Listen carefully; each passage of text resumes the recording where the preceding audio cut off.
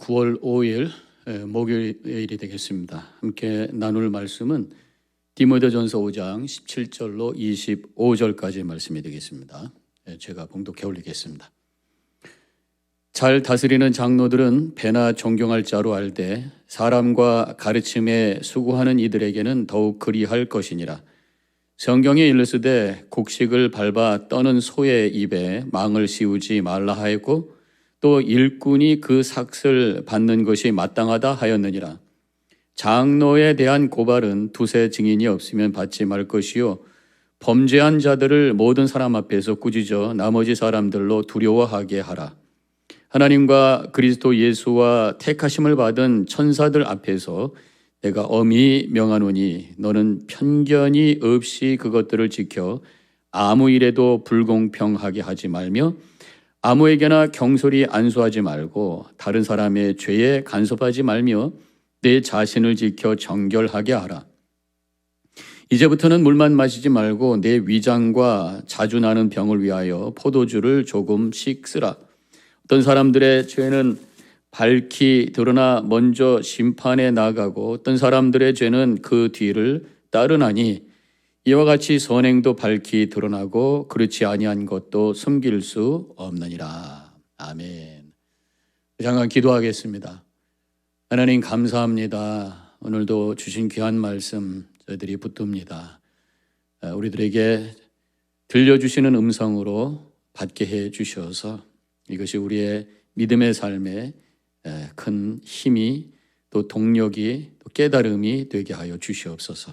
예수님의 이름으로 기도합니다. 아멘. 오늘 이 5장은 다양한 성도들을 언급하면서 교회가 그들을 어떻게 대해야 되는가를 가르쳐주고 계십니다. 노인, 또 젊은이, 여자, 과부 그런 호칭들이 많이 나와요. 오늘 말씀에서는 이 장로에 대해서 말씀을 하고 있습니다. 교회 리더들에 대해서 성도들이 어떻게 대해야 되는가를 말씀하고 있는 것이죠.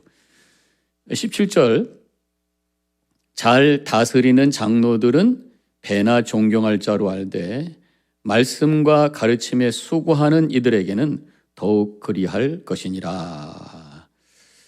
우리 장로들에 대해서 존경하라 그런 말씀이에요. 여기 보면은 잘 다스리는 장로가 있고 또 말씀과 가르침에 수고하는 그런 장로가 있다. 옛날 이 초대교회 당시에는 신학교가 있었던 것도 아니고 정확한 신령직 또 목회직에 대한 어떤 제도가 있었던 것이 아닙니다. 장로 그러면 이제 구약시대에 어떤 영적인 지도자들을 생각할 수 있잖아요. 이제 그 이름이 교회에게도 연결이 되면서 교회의 영적 지도자들을 언급할 때 장로라고 했던 것이죠. 평신도가 될 수도 있고 지금으로서 우리가 생각할 때에 또 목회자라고도 할 수가 있다고 하는 것이에요. 그래서 보면 다스리는 장로, 말씀을 나누는 장로. 그래서 장로교에서는 이제 다스리는 장로를 이제 평신도 장로로 보고 또 말씀을 전하는 장로를 목회자로 보기도 하고, 우리 감리교에서는 다 목회자로 봐서 집사장로, 집사 목사, 장로 목사 이렇게 구별하기도 하잖아요. Deacon pastor, elder pastor. 어쨌든 이 말씀은 목회자들에게 주시는 말씀이라. 오늘 이 말씀을 또 우리가 적용할 때는 교회 우리가 있는 평신도 장로님들, 영적 리더들에게도 또 해당이 되는 말씀으로 이 말씀을 적용할 수가 있겠습니다. 근데 오늘 특별히 말씀을 가르치는 자들, 말씀을 가르치는 가르침에 수고하는 이들에게 더욱 그리할 것이니라 했어요. 교회의 목회자들, 말씀을 전하는 교회의 목회자들의 리더십을 존중해 줘라. 또 영적으로 우리 평신도 장로님들에게도 마찬가지겠습니다. 특별히 근데 말씀을 전하는 자들에게 더욱 그렇게 하라 라는 말씀을 주셨는데 그 이유가 뭘까? 목회자를 존중하라고 하는 것이 그분을 위해서 하라는 것이 아니라 바로 성도 자신을 위해서 하라는 말씀으로 이 말씀을 이해하셔야 되는 것입니다. 왜냐하면 내가 말씀을 전하는 일을 존중하는 만큼 그 말씀을 존중하게 돼 있어요. 그분의 입을 통해서 말씀을 가르칠 때에 그 말씀을 내가 존중하면서 받게 돼 있단 말이에요. 그 말씀을 정중히 받고 그 말씀을 통해서 은혜 받게 되는 것입니다. 근데 교회에서도 보면 목사님하고 관계가 좋은 분들이 은혜를 더 많이 받아요. 관계가 불편하게 되면 영적으로 문제가 생깁니다. 말씀을 제대로 존중하지 않아요. 그 사람이 불편하면 그 사람이 하는 말에 대해서도 불편하게 느껴지게 되면서 특별히 목회자하고의 관계가 불편해질 때 영적으로 큰 문제가 생긴다고 하는 것입니다. 그렇기 때문에 하나님이 세우신 목회자를 향해서 영적 권위를 인정해 주면서 존경할 때에 그 말씀을 은혜로 받게 되고 겸손히 받게 되고 그러면서 영적으로 성장하게 된다는 것이죠. 물론 사람마다 은사가 달라서 말씀을 전하는 스킬에 차이가 있을 수도 있어요. 근데 그것을 뛰어넘어서 좋고 나쁘고 부족하고의 문제가 아니라 하나님의 뜻을 깨달으려고 하는 그 겸손의 마음을 가지고 존중하면서 말씀을 들을 때 성령께서 역사하셔서 주님의 뜻을 깨닫게 되고 은혜 받게 되고 믿음이 성장하게 되고 영적인 그 성장의 삶을 살게 된다고 하는 것입니다. 성도 자신의 믿음을 위해서 영적 리더십을 존중해 주라는 말씀으로 오늘 이 17절을 받아야 될 줄로 믿습니다. 자, 18절로 내려가 보면 성경에 일렀으되 곡식을 밟아 떠는 소의 입에 망을 씌우지 말라 하였고 또 일꾼이 그 삭슬 받는 것은 마땅하다 하였느니라. 치리하는 장로, 또 말씀을 전하는 장로, 교회 영적 리더십의 얘기를 하면서 지금 그 소의 입에 망을 씌우지 말라. 이게 무슨 말씀이에요? 소의 입에 망을 씌우지 말라는 것은 굶게 하지 말라. 바로 교회는 말씀을 전하고 교회를 이끄는 이 주님의 사역을 전담하고 있는 교회 리더들, 즉 목회자들의 생활을 담당해 주라는 말씀으로 이 말씀을 받을 수가 있는 거죠. 그래서 목사의 생활비를 책정하는 성경적 근거가 이 말씀이 된다고 할 수 있습니다. 구약시대 제사장들도 하나님께서 그 11조를 통해서 그들의 생활을 책임져 주셨고 또 제물을 드릴 때에 어떤 제물은 이 제사장과 함께 나누는 것으로 되어 있었어요. 우리 하나님께서는 하나님의 일하는 자들에 대해서 그 역할과 순종 요구하는 것뿐만 아니라 그들의 육신의 삶도 챙기시는 그런 자상한 하나님의 마음을 우리가 성경을 통해서 깨달을 수가 있습니다. 19절과 20절에 있는 말씀, 장로에 대한 고발은 두세 증인이 없으면 받지 말 것이요 범죄한 자들을 모든 사람 앞에서 꾸짖어 나머지 사람들로 두려워하게 하라. 그래서 지금 존경하라고 했다가 장로들에 대해서 지금 이 말씀에서는 두세 사람의 증인이 없으면 받지 말라. 고발에 대한 얘기를 하고 있어요. 뭔가 잘못했을 때 그것을 어떻게 치리할 것인가 라는 말씀을 여기서 하고 있습니다. 어떻든 영적인 지도자라고 할지라도 한 인간이기 때문에 죄를 지을 수 있는 거죠. 그때 범죄에 대해서는 용납해서는 안 된다는 거죠. 잘못이 있으면 책임을 물어야 된다는 것이죠. 그런데 신중해야 된다. 두세 사람의 증인이 있어야 고발을 받을 수 있다라는 거죠.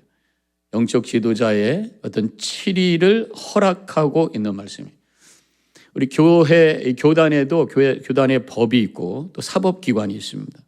그래서 교단 법을 가지고 재판도 하게 되어 있어요. 감독, 감리사, 또 목사의 잘못이 있을 때에 재판을 통해서 그 크리덴셜이라고 그러잖아요. 그 직분, 목회직을 박탈할 수도 있다, 반납하게 할 수도 있는 제도가 있다고 하는 것입니다. 우리가 떠나온 UMC에서 이 동성연애 주례를 하면 안 된다는 법이 있어요. 그럼에도 불구하고 동성연애 주례를 했던 목사님들이 있습니다. 심지어 동성연애자 감독을 세우기도 했어요. 그런데 그것이 제대로 치리가 안 되는 모습을 보면서 교회 법이 있지만 그 교회 법이 제대로 적용이 되지 아니하고 그러면서 우리가 그 교단에 있을 수 없구나. 성경적인 진리하고도 다르지만 또 이미 전통적인 그런 교회 법이 있음에도 불구하고 그래서 무시하고 있는 그런 교단을 보면서 우리가 있을 수 없구나. 그래서 사실은 떠나게 된 거 아니겠습니까? 21절 하나님과 그리스도 예수와 택하심을 받은 천사들 앞에서 내가 엄히 명하노니 너는 편견이 없이 이것들을 지켜 아무 일에도 불공평하게 하지 말라. 7일을 할 때에 공평하게 해야 된다는 거예요. 편견이 없어야 된다고 하는 것입니다. 신중하게 해야 된다는 거죠. 22절 아무에게나 경솔히 안수하지 말고 다른 사람의 죄에 간섭하지 말며 내 자신을 지켜 정결하게 하라 그랬어요.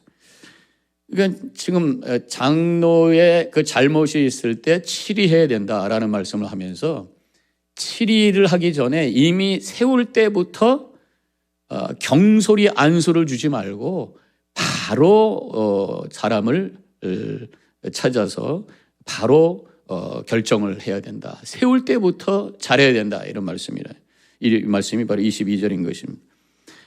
우리가 속해 있는 글로벌 감리교회에서도 연합감리교회와 마찬가지로 목사 안수를 주기 위해서 굉장히 신중한 과정을 지금 지내고 있습니다. 근데 군소교단에서 보면은 엉터리로 목사 안수를 막 줄 때가 있어요. 뭐 별로 프로세스도 없고요. 목회도 하지 않는데도 그냥 막 목사 안수를 주기도 하고 그러더라고요.